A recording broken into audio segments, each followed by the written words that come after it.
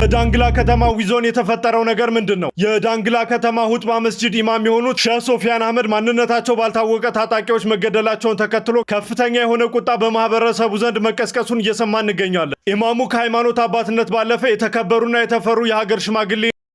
ሰበር ዜና። በአሁኑ ሰዓት በዳንግላ ከተማ ከፍተኛ ውጥረትና አለመረጋጋት ነግሷል። ተወዳጁና ታዋቂው የሁጥባ መስጂድ ኢማም በታጣቂዎች እጅ በግፍ መገደላቸውን ተከትሎ መላው የከተማዋ ነዋሪ በአሁኑ ሰዓት ስራ አቁሞ አደባባይ ወጥቷል። ጥቃቱ ከተሰማ ጀምሮ ከተማዋ ሙሉ በሙሉ በቁጣ ማዕበል ውስጥ ትገኛለች።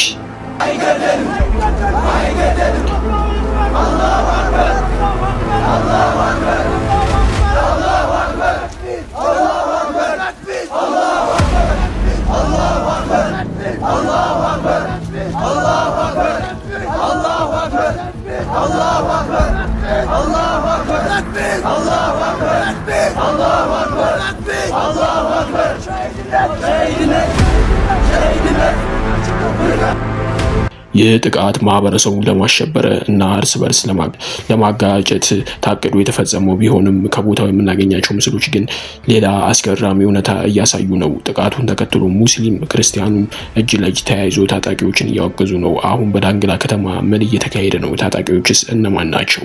ሙሉ ዝርዝሩን ይዘንላችሁ ቀርበናል።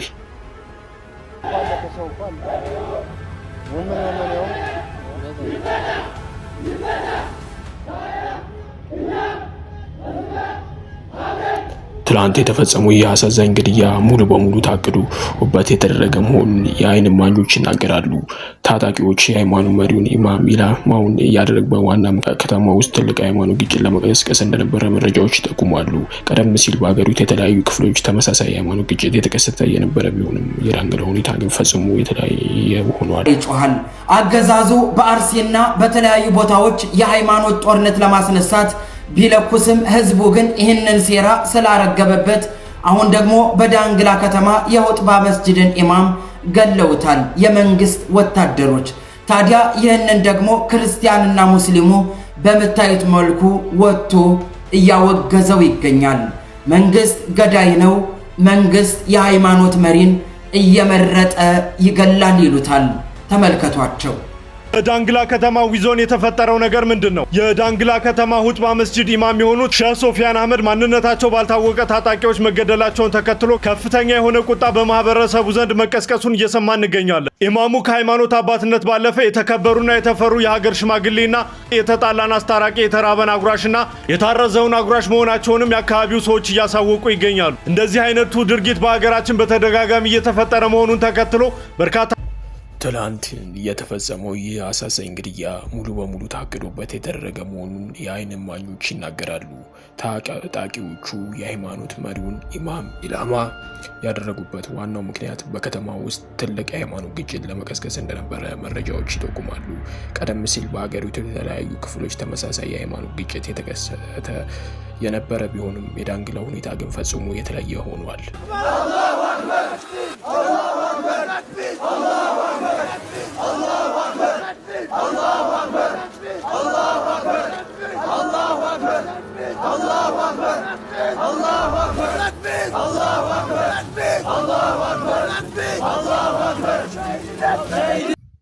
ታጣቂዎቹ ይህንን የግፍ ጥቃት ከፈጸሙ በኋላ በቁጥጥር ስር ባለመዋላቸው ህዝቡን ይበልጥ አስቆጥቶታል። ፍትህ በአስቸኳይ ካልተሰጠ አደባባዩን አንለቅም በማለት ወጣቶች መንገዶችን እየዘጉ እንደሆነ መረጃዎች እየወጡ ነው።